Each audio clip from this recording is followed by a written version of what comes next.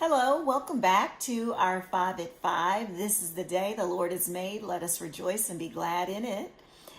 Today, I want us to take a look as a follow up of our last discussion. We're going to continue in Mark chapter 7, and we are going to start at verse 14. And it says, "And he called the people to hear him again, and said to them, 'Hear me, all of you, and understand. There is nothing outside a person that by going into him can defile him, but the things that come out of a person are what defile him.'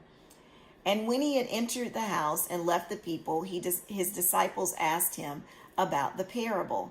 And he said to them, 'Then are you also without understanding? Do you not see that whatever goes into a person from outside cannot defile him, since it enters not his heart but his stomach, and is expelled?'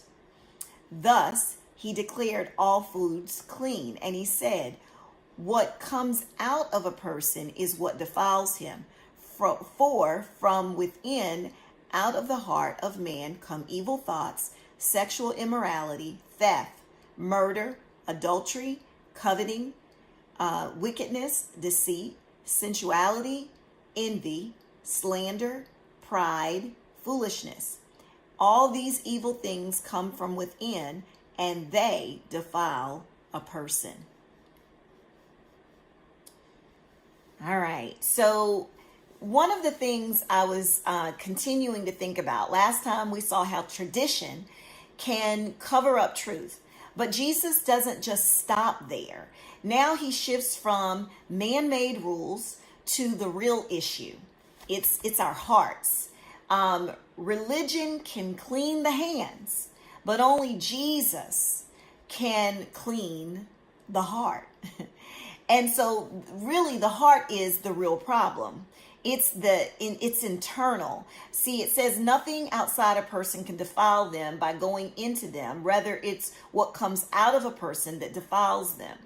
You see, the Pharisees, they obsessed over external purity, food, hand washing, rituals, all of these things that can distract us even to this day. Like, well, I do this, I do that, do you do this?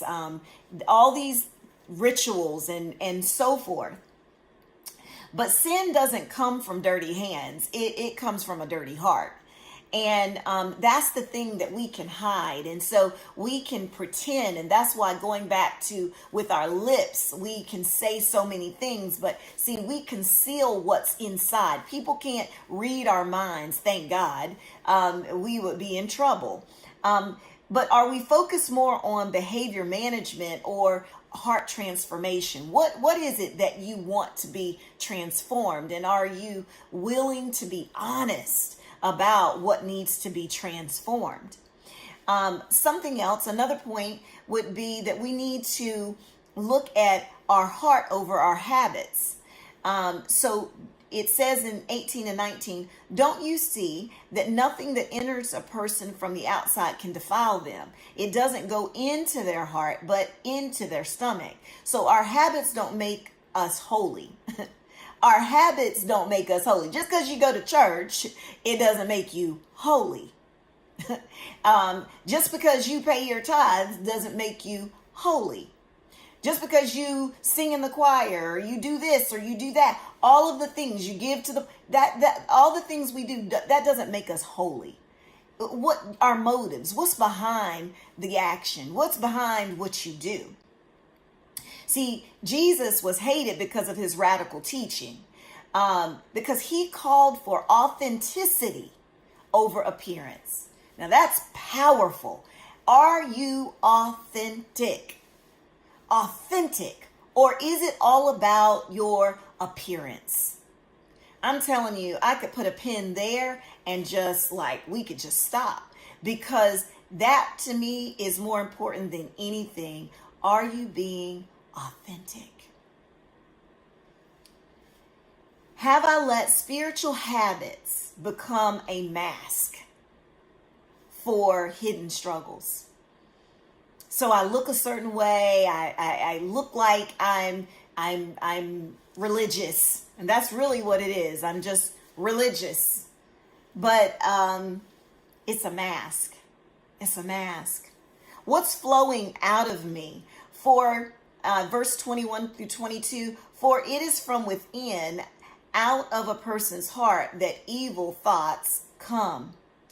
Jesus then lists the stuff we don't like to talk about, evil thoughts. Anybody had some evil thoughts lately? Pride.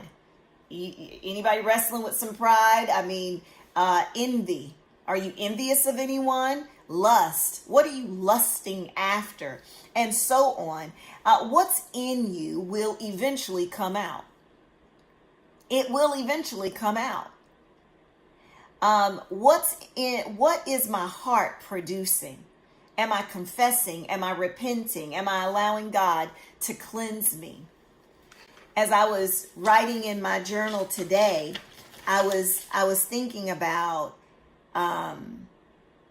just the things I've tried to dress myself with. Dressing myself with, whether it be a position, a title, or what I've tried to, and I felt like I was standing naked before the Lord, and Him saying to me, I have clothed you with my righteousness, and that is enough. That is enough. You don't have to try to clothe yourself with education. You don't have to try to clothe yourself with wealth or positions or power or who you know or your name being called or any of those things. They don't matter. It's about us being clothed in His righteousness. It's about being authentically who He has called us to be. And when we are authentically who we've been called to be, we're not going to be carbon copies of other folks we may not fit because we weren't created to. So I pray this word has blessed you. I pray that you'll take it to heart. I pray that you'll share it with someone. Remember that we are not blessed just to be blessed, but we are blessed to be a blessing, because when we are a blessing, it ultimately brings honor and glory to God. And it is all for His glory, not ours. And I pray this has blessed you. I look forward to seeing you on the next 5 at 5. Be blessed.